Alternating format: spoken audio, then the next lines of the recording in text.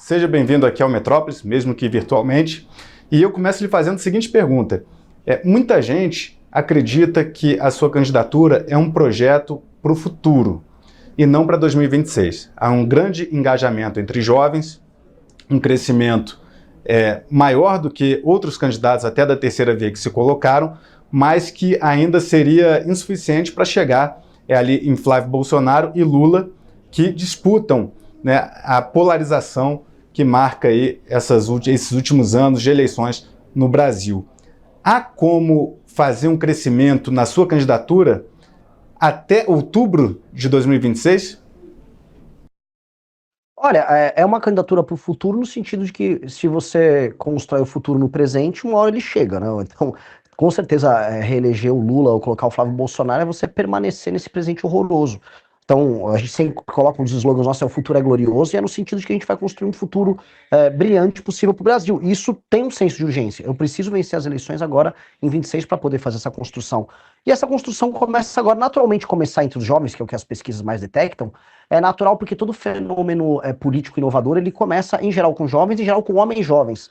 Né? Tirando o fenômeno do Mandami, que é a mais à esquerda, a esquerda também começa com fenômenos que envolvem o público feminino maior. Natural, o trumpismo começou com homens jovens, o Milley começou, o próprio Bolsonaro começou com homens jovens, então existem até alguns papers no estudo sobre questões eleitorais envolvendo isso bem interessantes, então é natural que comece, depois vai uma expansão, tanto que eu já venho expandindo, você vai pegar pesquisa Atlas, já para o público millennial, né, o público acima de 30 anos já estou apresentando números melhores também, então é um processo, né, esse processo tem que ser suficiente até a eleição e eu tenho que trabalhar muito, é basicamente isso. O senhor citou agora a candidatura de Bolsonaro em 2018. Renan Santos será em 2016 um candidato semelhante àquele que Bolsonaro foi em 2018, digamos assim, por um modelo disruptivo de se apresentar para a sociedade, digamos assim? Não, assim, a gente é parecido no sentido de que são inovações que não foram ainda devidamente compreendidas. Mas só nisso. No sentido também que o Mandami, que é um cara à esquerda, não foi devidamente compreendido nos Estados Unidos como fenômeno. É o prefeito de Nova York, exato. Então, é uma inovação. Por exemplo, o discurso, se você olhar os conteúdos que eu solto nas minhas redes sociais, que estão viralizando bastante, não tem nada a ver com a lógica direita-esquerda do Brasil hoje. Eu estou produzindo conteúdo sobre problemas concretos em lugares muito pobres no Brasil. Eu estou viralizando hoje basicamente com isso, que é muito diferente. As pessoas estão dizendo, precisa de um político que não tenha nada a ver com a polarização. Pois bem, claramente há um que está fazendo isso. Né? Eu trato de temas que vão além assim, o Alexandre de Moraes, ele está envolvido no Master. Sim, está, eu também falo, mas não é só isso. Sabe, que eu saio dos temas, ou dos certos grandes temas nacionais que está todo mundo preso. E eu estou trabalhando em outros temas nacionais tão importantes quanto, que são negligenciados, que são justamente os temas que permeiam a atividade política do famoso Centrão. Do Centrão, onde há um Centrão, haverá um Renan Santos enchendo o saco dos caras. Porque eu considero que o Centrão é o maior problema do Brasil. Eu vi um vídeo seu que repercutiu bastante nas redes, que era um tema até bastante curioso, que é de uma primeira-dama, ex-primeira-dama de um município, de uma cidade pequena no Nordeste, e aí o senhor escolheu expor a situação lá porque havia, né, uma investigação de desvio de recursos públicos. Como é que foi a ideia de gravar aquele vídeo ali? Olha, assim, eu venho pegando vários casos ao redor do Brasil que obedecem a um determinado padrão. Municípios muito pequenos, que são pouco sustentáveis do ponto de vista econômico e financeiro, ou seja, vivem de repasses federais. Esses municípios, eles apresentam índice de desenvolvimento humano baixo e todos os indicadores sociais, econômicos e sociais de péssima qualidade e, paralelamente, ostentando escândalos de corrupção burlescos, ridículos, exagerados. E esses exemplos, assim, existem as centenas, quiçá os milhares, e esse caso da primeira-dama de Acari, ou Arari, acho que é Arari, a cidade lá no interior do Maranhão, é um dos mais emblemáticos, né? O marido dela é um desviador de emenda contumaz, foi prefeito da cidade, terminou, né, afastado, e aí ficou rico, porque ele desviou.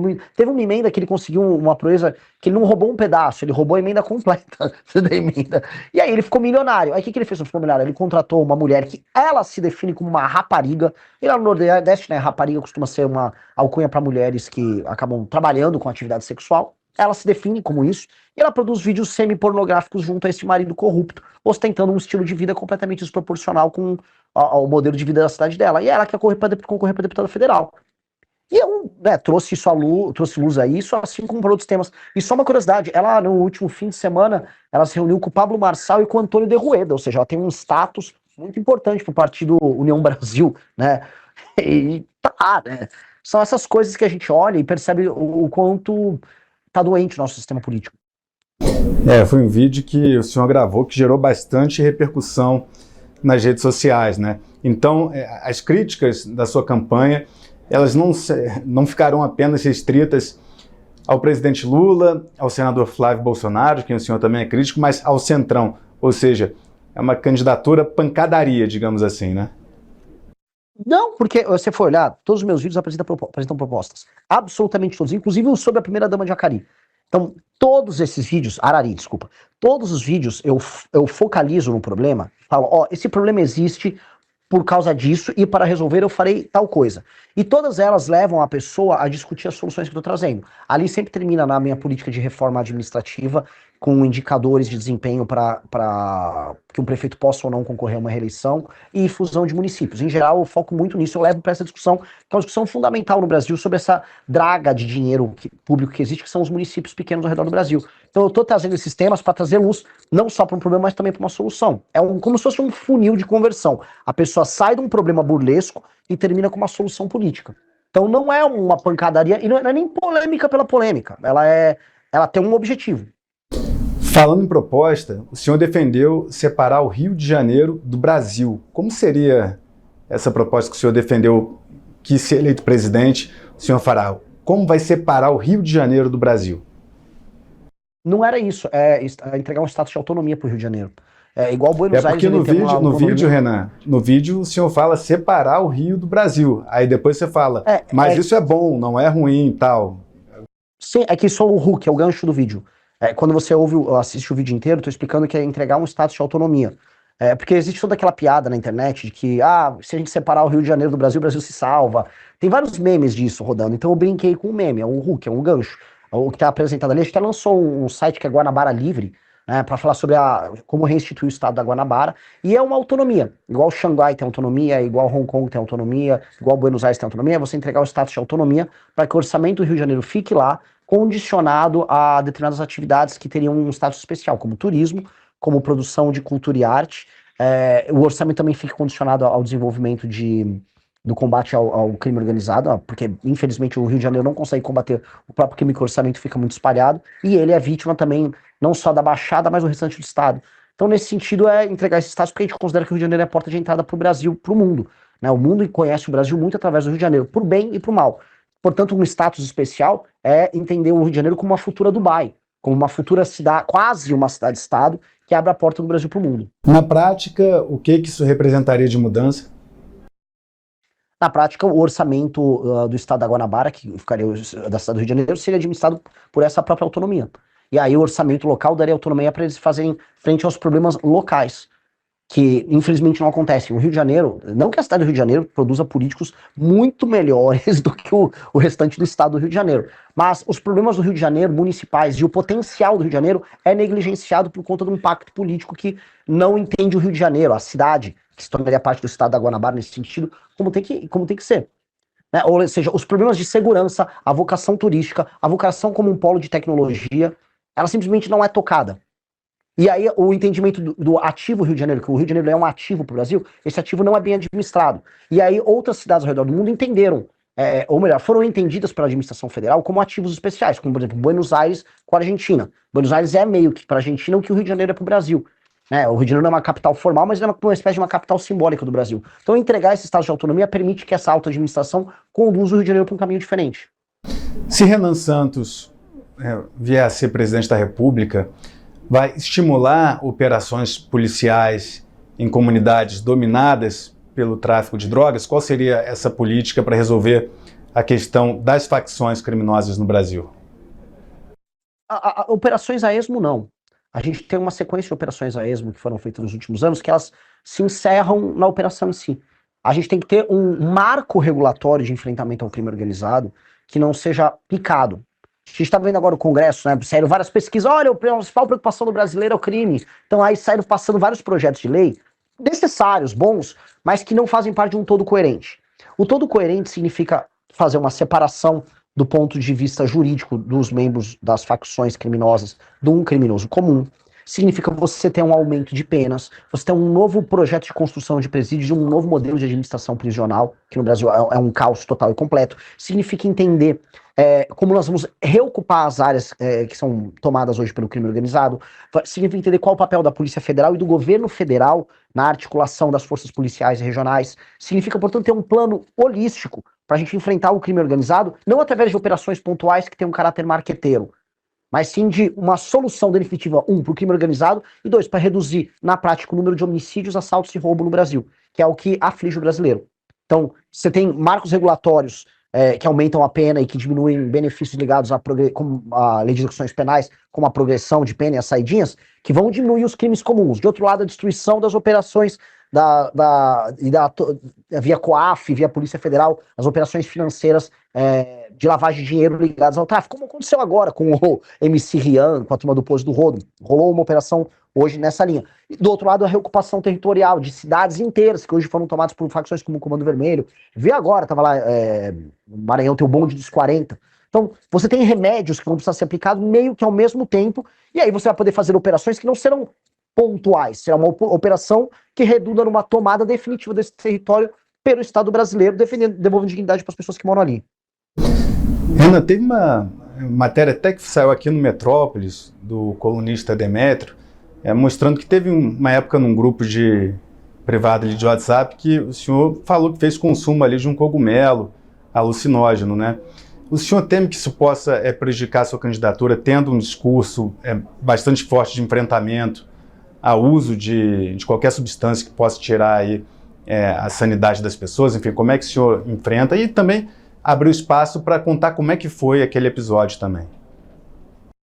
O episódio do Demétrio, o Demétrio Vecchioli, né? Isso. O Demétrio fez uma matéria, graças a Deus eu gravei toda a entrevista com ele, que ele queria, na verdade, fazer uma matéria falando que eu era nazista, e a matéria é muito triste pra ele, o vídeo tá postado no canal de um amigo meu, do Arthur, porque, enfim, ele fica fazendo perguntas meio que sem sentido ao longo da entrevista toda. Ele queria dizer que como é que eu achava que pessoas que têm uma fibra muscular boa pra musculação, isso é um codinome pra ser nazista. Tipo, não falou nada com nada.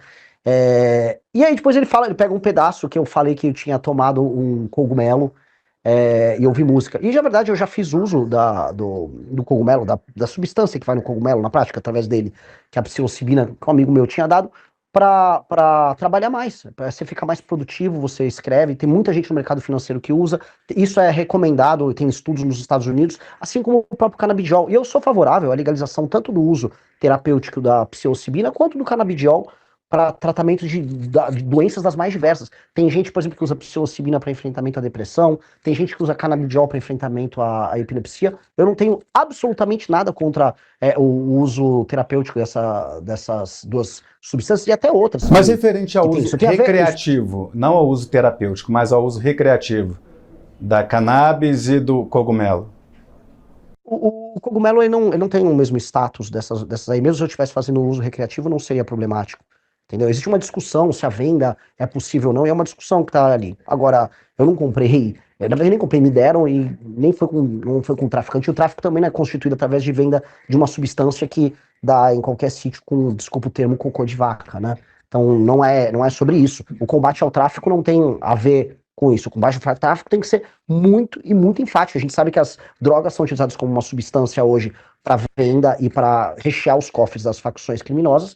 E hoje, inclusive por parte do PCC, a principal fonte é a exportação dessas drogas. Inclusive a operação que pegou hoje a turma do MC Rian em São Paulo e do próprio pessoal da Choquei, envolvia a lavagem desse dinheiro através de shows e através de páginas de fofoca. Tá? Então, assim, a droga é um instrumento de venda para enriquecimento delas, mas existem toda uma miríade de outros negócios que envolve desde ocupação territorial, combustíveis, venda de gás, energia elétrica e serviços por parte do tráfico de drogas. Então a droga hoje é um instrumento a mais deles que precisa ser combativo para destruir essa operação que no fundo é um estado paralelo. Você é bastante crítico do governo Lula em todas as políticas públicas do governo. O senhor faz bastante crítica, segurança pública, educação, enfim. Agora, em relação ao governo Bolsonaro, ainda no tema da segurança, o senhor acredita que o governo Bolsonaro não deu conta de atuar na questão da segurança pública?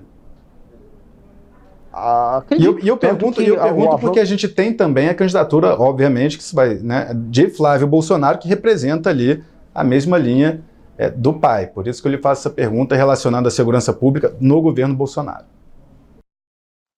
Sim, basicamente o ministro Sérgio Moro, então ministro da Justiça, tinha entrado com um pacote anticrime e o governo Bolsonaro não fez nenhum esforço, acabou passando uma versão deturpada com a emenda do Freixo, que o Bolsonaro foi muito criticado à época e com razão. Do ponto de vista de medidas legislativas que aumentassem as punições para o crime organizado ou de operações sistemáticas contra o crime organizado, praticamente nada foi feito por parte do então presidente Bolsonaro. No que me assusta agora o Flávio falar que ele vai ser o Nayib Bukele. Na época, ele também não tentou passar nenhum tipo de legislação sobre isso. Na prática, inclusive, quando houve a discussão sobre passar no Senado a prisão em segunda instância, que foi o motivo da derrocada da própria Operação Lava Jato, e que também acaba interferindo na prisão de bandidos violentos, o Flávio também não fez porcaria nenhuma. Então, nunca houve vontade política, vamos dizer, enfática deles. Muito pelo contrário, se a gente pega a atuação do Flávio Bolsonaro na Assembleia Legislativa do Rio de Janeiro, o que ele fazia era ser próximo de uma das vertentes do crime organizado, que eram as milícias, né? Ele premiava o Adriano Nóbrega, era amigo, era próximo dele, tinha gente da família do Adriano Nóbrega no gabinete dele, aparentemente trabalhando com dinheiro em cash oriundo de salários, então não acho que haja essa vontade da parte deles. Nunca houve, isso é só marketing. O senhor acusou Flávio Bolsonaro de copiar discursos seus. Quais seriam esses discursos? Um exemplo é o discurso do Nordeste é a solução. Esse foi o cara de pau. A gente literalmente fez uma tour pelo Nordeste de carro, né? Ele não faz, ele vai com um jatinho, aparece, faz um evento do PL e vai embora. Explicando soluções políticas para o Nordeste e soluções econômicas para que o Nordeste seja solução para o problema político brasileiro. Tem toda uma tese nossa construída sobre isso, sobre como ao gerar classe média no Nordeste, a gente acaba gerando complexidade econômica, complexidade social e mudança nos padrões de voto do eleitor de lá. Com pesquisa mostrando cidades do Nordeste que, ao criarem atividade econômica mais complexa, alteraram a dinâmica de votação, diminuição da compra de voto. O Flávio, como ele quer ter voto no Nordeste, ele achou que, entendi, Nordeste é a solução, sei lá, porque eu vou ter voto lá. Isso é um exemplo dos mais bizarros. Outra coisa, quando eu dei uma série de entrevistas, inclusive aqui no Metrópolis, eu falei, primeira coisa que eu vou fazer é enfrentamento ao crime organizado e uma agenda fiscal muito, muito dura para resolver o problema fiscal que o Brasil está indo. Flávio, quais são as duas primeiras coisas que você vai fazer? Ele fala igualzinho. Então, assim, tem uma coisa que ela é cômica, que basicamente ele copia as coisas que nós falamos e aplica hoje para uma audiência maior, porque ele é mais conhecido do que eu, para tentar parecer original naquilo que ele fala. Só que eu acho engraçado que tudo aquilo que eu falo, que envolve, por exemplo, o combate a práticas ligadas ao partido dele, aí ele não faz. Por exemplo, a reforma administrativa que a gente está falando, com os índices de desempenho nos municípios ao redor do Brasil, como isso atinge o PL e os amigos dele do Centrão, aí ele finge que esse assunto não existe, porque na prática prefeitos do PL, no Maranhão, como eu estive lá vendo, são parte do mesmo problema. Então ele não vai entrar. Na verdade, se eu for pegar até esqueci o nome do cara, acho que é não sei o que, Ruas, o cara que ele quer lançar lá, acho que de Belfort Roxo, lá da Baixada Fluminense, exato. Se for pegar os índices de desenvolvimento humano e o trabalho de gestão da prefeitura desse cara, assim, algo que faria prefeitos do Maranhão parecerem o Rudolf Giuliani, sabe? Então, então, o Flávio não vai poder copiar essas aí.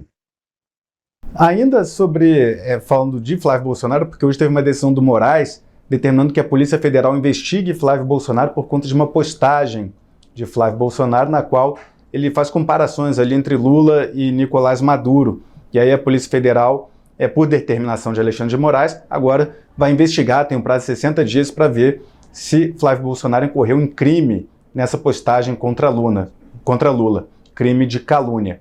Como o senhor avalia essa decisão de Moraes de determinar a Polícia Federal investigando Flávio Bolsonaro por conta dessa postagem contra Lula? Eu falo bem-vindo ao clube. Eu tô também sendo investigado pela Polícia Federal por conta de uma declaração minha sobre o Lula quase 2 anos atrás. Qual declaração? Que com o Flávio agora chegou por dentro. Eu havia falado sobre a postura do governo relativa a um PL um PL não, era alguma política que envolvia aborto no SUS e a incoerência deles, e aí eles entraram com uma ação ali.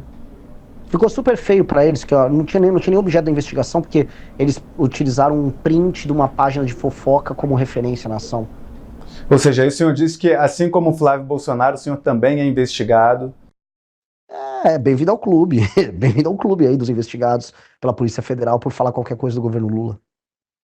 O senhor acredita que há uma atuação para perseguir adversários do governo? Eu acho que o governo tá muito mal, tá desesperado. Eu acho que o governo não imaginava, assim, não é que o Flávio, ele insista a crescer na candidatura dele, é porque como o top of mind de oposição é o sobrenome Bolsonaro, conforme o Lula ele vem derretendo junto ao próprio eleitorado, esses votos estão primeiro indo para o Flávio, porque é o top of mind, é o primeiro nome que vem à cabeça como oposicionista. Então o PT não sabe como brecar isso, eles estão tentando tomar, imagina não só o PT, mas eu vejo, vamos dizer, um ânimos, né? Tem que ser cuidadoso que eu vou falar aqui, Capelli, há um ânimos em parte do judiciário que de fato não gosta do Bolsonaro, né, em fazer isso, mas sinto ser isso. Eu acho que é uma consequência do processo político eleitoral no qual estamos passando. Vamos ver que as eleições nesse ano aí prometem. Inclusive, Eduardo Bolsonaro, numa entrevista que até me concedeu, disse que pretende atuar junto ao tribunal, junto à Casa Branca, para caso o Tribunal Superior Eleitoral tome alguma medida que ele julgue parcial na disputa eleitoral desse ano, atuar por sanções a integrantes do TSE. E aí o Lindbergh Farias, também numa entrevista que me concedeu, disse que vê esse movimento de Flávio como uma tentativa de interferência externa no processo eleitoral brasileiro. Então isso vai dar bastante pano para manga. Olha só, longe de mim, Capelli, desculpa, é que eu queria só comentar que isso é um ponto interessante. Longe de mim querer sair em defesa deles, né? Mas informações que já pintaram já a partir de 2023 e 2024 deram conta de que o governo Biden interferiu nas eleições brasileiras, né? E o Biden tinha ficado chateado que o Lula, após vencer as eleições, não foi devidamente grato a ele. Então, eu entendo que agora virou moeda usar o governo americano, dependendo da gestão, como um instrumento de ajuda. Ainda mais quando se é um capacho deles, como o caso da família Bolsonaro. Por que o senhor acredita que a família Bolsonaro é capacho do governo dos Estados Unidos? Porque eles falam isso abertamente. O Eduardo Bolsonaro, no momento que o Brasil era taxado pelo Trump, ele ficava indo nas redes sociais fazendo textos parabenizando o Trump pela ação dele, como o Trump era incrível. Tipo assim, parabéns por taxar minha própria nação, muito corajoso da sua parte. Eu acho isso humilhante. O próprio Flávio Bolsonaro, que foi discursar no CPEC, né, falando como as terras raras brasileiras poderiam ser úteis para os Estados Unidos. Eu não consigo ver, vamos dizer, nenhum grau de patriotismo numa atitude dessas. E também o Paulo Figueiredo, que é meio que um porta-voz deles, estava comemorando o fato da bandeira americana ter sido aberta, desfraldada ali na Avenida Paulista no dia 7 de setembro do ano passado, como comemoração, talvez, às sanções americanas ao próprio país deles. Então, eu acho que isso é um capachismo. Não consigo ver outro grau de capachismo maior do que esse. Essa questão da bandeira gerou bastante polêmica, né, porque, por exemplo, pessoas da direita que apoiaram, né, esse movimento dos Estados Unidos viram na extensão da bandeira ali um gesto de gratidão. E outras figuras também da direita, como por exemplo o pastor Silas Malafaia, avaliaram que foi um equívoco grande ali ter botado uma bandeira de outro país naquele ato na Avenida Paulista. Agora, falando de economia, queria saber qual vai ser a linha econômica que o senhor vai defender durante a campanha para o Brasil. É um projeto liberal? Como é que seria a campanha? Como vai ser a campanha de Renan Santos no quesito economia? Tanto internamente quanto de política externa. Em termos internos, a gente tem que entender o que nós temos no Brasil. Nós temos um país que está indo para uma rota de colapso do ponto de vista fiscal, ou seja, as contas públicas elas vão estourar. A gente já está no limite, batendo recorde de arrecadação, ao mesmo tempo que a taxa de juros está no nível mais alto possível. Ou seja, nós estamos, enquanto país, numa rota de quebradeira e não sabe como resolver. Tanto que a função do governo federal hoje é apenas aumentar a alíquota de imposto para aumentar a arrecadação para tentar ficar sobrevivendo e empurrando essa bucha para frente. Ou seja, vai precisar de uma reforma fiscal gigantesca, tá? Com um impacto fiscal grande, que gere no mínimo 3 trilhões de reais em economias nos próximos 10 anos. Tá? Tem uma PEC que foi protocolada pelo Kim Kataguiri e outros deputados federais que está em processo de coleta de assinatura, que eu defendo essa PEC, tá? Então, até para não parecer um cara Para não parecer não ser um cara genérico que vem aqui falar com vocês, a PEC está protocolada, é só pegar o número da PEC que está lá no Congresso Nacional. Lá tem todas as medidas, que eu também posso discorrer aqui, se for o caso, mas todas as medidas que são adotadas para a gente fazer um enfrentamento à crise fiscal. Então, com essa PEC é prevista lá, de acordo com os consultores da Câmara, 3,3 trilhões em economia em 10 anos, isso sem contar com a economia redundante da baixa natural que vai haver na taxa de juros. Né? O CDPP, que é um importante instituto que trabalha com políticas públicas, estima que uma medida similar, né, se adotar essas políticas, você pode baixar a taxa de juros já no médio prazo para a taxa de 5 pontos percentuais, o que teria um impacto econômico e nas contas públicas colossal, né, um impacto inclusive na geração de riqueza. A gente acredita, e os melhores estudos de políticas públicas nos levam a isso, que o ajuste fiscal feito na parte da despesa é o mais duradouro e que funciona melhor. Então a gente vai ter que fazer um ajuste fiscal direcionado à parte de despesa. E aí, com base nisso, a gente vai abrir espaço fiscal para investimentos, e com novos marcos regulatórios, e assim, graças a Deus, passou a lei ligada lá ao licenciamento ambiental, a gente vai poder fazer uma série de obras, agora acelerar o processo de construção de estradas, ferrovias, de usinas, para a gente aumentar a produção energética, facilitar a entrega de produtos, reduzir o custo do Brasil, e entrar paralelamente com a nossa agenda de competitividade que envolve facilitar a abertura e fechamento de empresas, facilitar a contratação e demissão de pessoas, ou seja, ter uma lei trabalhista muito mais flexível. E aí, juntando todos esses elementos... Facilitar a demissão de pessoas não é algo que depõe contra a classe trabalhadora, enfim, não é algo prejudicial no âmbito geral para a população, facilitar demissões? Não, na verdade... Todas as experiências mundiais nos mostram que leis trabalhistas mais flexíveis em economias em desenvolvimento geram um desenvolvimento econômico mais rápido. A coisa mais preocupante para a classe trabalhadora é não ter trabalho, que é o que está acontecendo em boa parte do Brasil. As pessoas falam, o Brasil vive em pleno emprego. Não. O suposto pleno emprego são pessoas que estão indo procurar um emprego formal. Na prática, as pessoas estão vivendo de bicos, as pessoas estão vivendo de auxílios do governo e as pessoas estão vivendo de subemprego. E há um pequeno percentual vivendo do CLT e um grande percentual dos brasileiros estão vivendo de mês. Ou seja, é uma semi-informalidade que as pessoas estão vivendo. Então, este modelo que nós estamos vendo é um modelo inadequado, é uma gambiarra.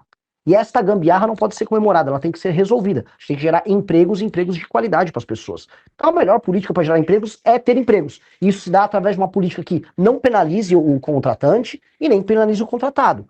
Você criar uma política que você acha que está protegendo o trabalhador, simplesmente dando medo no contratante em contratar, você vai fazer com que o contratante não contrate, que é um efeito na prática recessivo. Então, as melhores experiências em países de desenvolvimento agora, posso pegar Vietnã, posso pegar Índia, posso pegar a própria China, que apresenta um desempenho de crescimento de países de desenvolvimento muito superiores ao Brasil, nos mostra que a gente precisa flexibilizar essas leis. E é uma coisa que nós vamos fazer. Sim, perfeito. E aí, só fechando, o Capelli, não queria... Essa é a parte, vamos colocar aqui, liberal do nosso pacote. Do outro lado, nós temos que ter um olhar para as regiões menos desenvolvidas, que eu visitei agora no Maranhão, que estão numa situação de penúria. Não existe atividade econômica minimamente complexa em boa parte das regiões norte e nordeste do Brasil. E nessas regiões que há população, ou seja, há alguma densidade populacional, misturada a baixa atividade econômica, o Estado vai ter que atuar. A gente vai ter que usar a riqueza produzida no Matopiba, gerando mais complexidade para gerar mais emprego. A gente vai ter que atuar gerando pressão na administração pública para facilitar a atividade comercial. A gente vai ter que olhar a própria reforma tributária que teve para fazer com que, então, a medida ela não penalize hoje setores inteiros, e há uma grande dúvida sobre isso. A gente vai ter que olhar para estados como o Maranhão, que apresentam, mesmo sendo um dos estados mais pobres, o maior ICMS do Brasil. Ou seja, quando a gente olha para a natureza do problema, a gente fala, cara, tá tudo muito doente, para tirar uma massa de pessoas que hoje estão no assistencialismo, para devolver capacidade fiscal para os municípios e para esses estados, para eles não depender tanto do governo federal. E acho que isso tem um impacto macro bem grande. Então, o Estado tem que ter planos de desenvolvimento de forma ativa nas regiões mais pobres para gerar classe média lá, desesperadamente. Porque essas regiões, então, elas estão, como eu posso colocar, elas estão num estágio tão anterior de desenvolvimento a outras regiões do Brasil, que elas estão gerando distorções em todas as outras áreas, inclusive distorções políticas. Renan, quero abordar aqui mais alguns assuntos. Então, agora, indo para a questão do judiciário, a CPI do crime organizado, o relator Alessandro Vieira, ele propôs ali o indiciamento de ministros do STF, enfim. É um tema que está sendo discutido pela sociedade. Há quem defenda a atuação do STF, há quem a critique. Eu queria saber, se eleito presidente, se o senhor seria a favor do impeachment de ministros do STF, como, por exemplo, Romeu Zema se coloca, O próprio Flávio Bolsonaro faz um discurso um pouco abaixo do de Zema, mas dizendo que é a favor do impeachment de qualquer ministro que incorra, né, em irregularidade, ou se seria um movimento de tentar pacificar com a corte por outro caminho.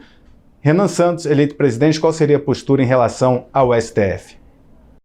Eu acho que está ficando claro que pelo menos dois ministros, a gente está falando do Alexandre de Moraes e do Dias Toffoli, eles não têm condições morais de permanecer nessas posições. Inclusive, a gente organizou uma manifestação em São Paulo no último sábado pedindo impeachment deles. Isso, então, é público notório, não só da minha parte, mas do grupo político com qual eu faço parte, essa defesa. Paralelamente, para evitar o surgimento de outros, a gente tem que alterar a dinâmica de poder do STF. Então a gente tem que tomar uma série de medidas. As decisões monocráticas, que representam 83% das decisões do STF, elas precisam ser, se não totalmente proibidas, reduzidas no seu próprio escopo.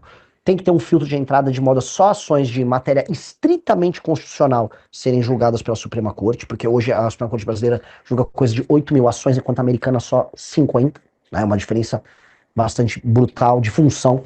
A gente tem que ter uma corte política feita com desembargadores que fiquem com mandato de 2 anos, que são sorteados a participar delas, para julgar, vamos dizer, os casos políticos envolvendo deputados e senadores, para que eles não fiquem na mão da Suprema Corte Brasileira. A gente tem que impossibilitar, e sendo bem claro, impossibilitar qualquer tipo de atividade econômica com parentes e amigos de juízes e ministros da Suprema Corte e também do STJ, né, para impedir o que está acontecendo agora, como a gente está vendo. E aí, com base nisso, e também ter um prazo máximo para pedidos de vista que acontecem dentro da Suprema Corte, que com base nisso, aí o escopo da atuação do STF, que dá esses superpoderes para ele, diminui muito. E aí o STF volta para a caixa dele. São medidas que vão além do impeachment. Perfeito, Renan. Estou avisando aqui no estúdio aqui que a gente tem um prazo aqui, mas antes de encerrar a entrevista, eu sempre concedo ao meu entrevistado a oportunidade de dirigir umas palavras finais aqui para o público, mas eu queria só antes fazer uma rápida pergunta, só voltando àquela questão do cogumelo. Então, o consumo, o fato de o senhor ter consumido cogumelo alucinógeno não depõe contra a política de segurança pública que o senhor pretende implementar? Não, e por que iria depor? Não depõe, assim, isso não é a base. Mas o cogumelo, ele não é uma substância proibida. O cogumelo não é. Existe a questão da comercialização, que é uma questão que está em discussão. Ele em si não é. E eu acho, eu defendo, eu volto a colocar aqui, eu defendo que a substância psilocibina, assim como o próprio canabidiol, e é uma defesa pública minha já há muito tempo, que sejam utilizados como tratamento, e tem muitas doenças que podem ser tratadas com eles. Não tenho nenhum, assim, para mim não é um tabu falar sobre isso. Isso não interfere na nossa política contra o crime organizado em nenhuma medida. Até porque o crime organizado não é apenas o tráfico de drogas. Ele é o tráfico de drogas somado a uma atividade que em si é política, que envolve a tomada, em última instância, do território brasileiro e do Estado brasileiro. Então, de maneira nenhuma. Sim, não é tabu, tanto que a gente está falando aqui abertamente sobre a questão. Numa boa, e não deve ser. Inclusive, só uma coisa. Eu tenho revista publicada sobre isso. A revista Valete tem uma capa falando sobre a direita americana psicodélica, o Elon Musk. Só para dar um exemplo, o Elon Musk, o Steve Jobs já utilizaram isso em termos de produtividade. Tem gente que fala, isso aqui aumenta a tua produtividade, sua capacidade criativa. Gente no mercado financeiro usa, no mercado publicitário usa. É igual pessoas que usam remédios tarja preta para aumentar sua produtividade em vários lugares. Então, é uma discussão, isso aqui tem que ser legal. Eu acho que sim, essas substâncias elas têm um uso que pode ser terapêutico, muito útil, tem muitos papers e muitos estudos que levam essa discussão. Eu não tenho problema nenhum. A questão toda minha é com o tráfico de drogas e com o que nós devemos fazer sobre o tráfico de drogas. E vou te falar ainda uma coisa, Capelli, para melhorar ainda a tua matéria, tá? Depois de destruir o tráfico de drogas, eu sou a favor de que os estados possam fazer, para você ter uma liberdade em estabelecer algumas políticas penais. E se algum tipo de estado brasileiro, por exemplo, Santa Catarina, se depois a gente destruir completamente as facções, daqui 10, 15 anos, puder ter uma discussão sobre a legalização de alguma substância, a maconha, um exemplo, eu acho que é uma discussão super válida. Não tenho tabu em discutir isso. A minha abordagem sobre o crime organizado é uma abordagem holística sobre o crime organizado. Inclusive, o senhor chega a defender pena de morte em alguns casos? Eu defendi pena de morte para casos de estupro. Em casos de estupro? Casos de estupro incontroversos. Existem casos que são incontroversos que a pena de morte pode ser discutida e pode ser aplicada assim. Casos incontroversos que as provas materiais elas são absolutamente incontroversas. E como que seria? Porque seria cadeira elétrica? Brasil, seria injeção? Qual que seria o tipo de execução que o senhor propõe? Vai caber o legislador discutir qual o método. Renan, muito obrigado pela sua participação. Queria lhe dar a oportunidade de dirigir aqui a palavra a quem está nos assistindo, fazer as suas considerações finais. Gostaria de agradecer a todos pelo espaço, agradecer ao Metrópolis pelo espaço, prometo retornar aí. E queria falar para todo mundo assim, o Brasil pode ser um lugar muito melhor do que ele realmente é. O Brasil pode ser um lugar em que a pobreza fique no passado, em que as coisas que eu vi rodando no Maranhão, né, a ausência total e completa de atividade econômica, a dependência total do Estado, esgoto a céu aberto, roubalheira como regra e não como exceção, esse Brasil ele pode deixar de existir, que você não precisa imaginar que sua vida é viver numa favela, andar num transporte clandestino, depender de auxílio do governo. Não, a vida pode ser muito mais e muito melhor do que isso. E que há um impeditivo político que faça com que o Brasil seja a draga que ele tem. E o Brasil tem o potencial de ser uma das 5 maiores nações do mundo. O Brasil nasceu para ser uma dessas 5 maiores nações do mundo. O Brasil tem vocação imperial e nós precisamos construir esse Brasil. E com base nisso, agradeço a todos, agradeço também ao Capelli. E é isso. Até mais, galera. Muito obrigado, obrigado Renan Santos, obrigado a você que nos acompanha até agora. Siga as redes sociais do Metrópolis, a coluna Paulo Capelli em metrópolis.com. E é isso, um forte abraço. Gostou desse corte? Assista às lives diárias no canal MB Live TV. E para mais cortes como esse, se inscreva no Rabo da Onça e fique por dentro das novidades da missão.